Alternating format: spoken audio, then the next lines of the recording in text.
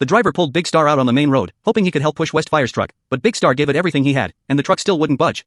Furious, Big Star glanced into the cab and yelled, "Why the hell aren't you releasing the handbrake?" Oh, sorry, man. Fuming, Big Star ran back and started pushing again. This time it felt much easier, but little did he know, there was a downhill slope ahead, and as they kept pushing, the truck took off on its own. Big Star, who hadn't made it on board, could only chase after it. Meanwhile, the driver assumed he was already on the truck, just as Big Star was about to lose it. He suddenly spotted an old bicycle coming up behind him. He immediately grabbed it and took off at full speed, pedaling so hard it was like sparks were flying from the wheels. The bystanders watching nearby were absolutely floored. The overconfident Big Star didn't realize the bike's brakes had failed, and the result was... Luckily, he made it back onto the truck, but they hadn't gone far. When the beat-up truck got a flat tire, Zack tossed a pile of gear out of the truck.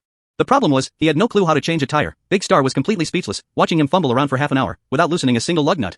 Big Star couldn't take it anymore. He made enough noise to get Zack's attention, then used sign language, gesturing for him to open the cage. Signaling he'd fix the flat himself, Zack stood there confused for a few minutes, but finally understood, and opened Big Star's iron cage. Big Star hopped out and skillfully rolled the spare tire over, then used a jack to lift the truck to the right height. Next he removed the worn-out old tire. It was honestly so easy. Under Zack's disbelieving gaze, Big Star effortlessly mounted the new tire, tightened a few lug nuts, and just like that, the job was done. The way Zack looked at Big Star, his eyes were practically sparkling. After fixing the tire, Big Star obediently climbed back into the cage.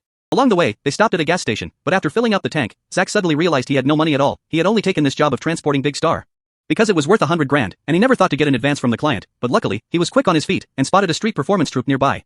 To scrape together enough money for gas, he had no choice but to bring Big Star out to help. Life really doesn't make it easy when you've got a star to sell. The two of them busted out some killer dance moves and drew quite a crowd. Not only did they earn enough for gas, they had a good amount left over. Right at that moment, a circus owner spotted Big Star's commercial potential and flat out said he wanted to buy Big Star. Zack turned him down without hesitation, because he was just the delivery guy, and Big Star wasn't his to sell, but the shameless owner didn't care one bit.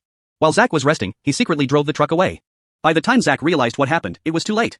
Following the address on the business card, Zack tracked down the circus. Big Star was still there, but the keys had been taken by the circus owner. At that moment, the circus owner was pressuring a young girl to perform a Beauty and the Beast act. Turns out this owner was a real piece of work. Years earlier, he had tricked a little girl into signing a contract.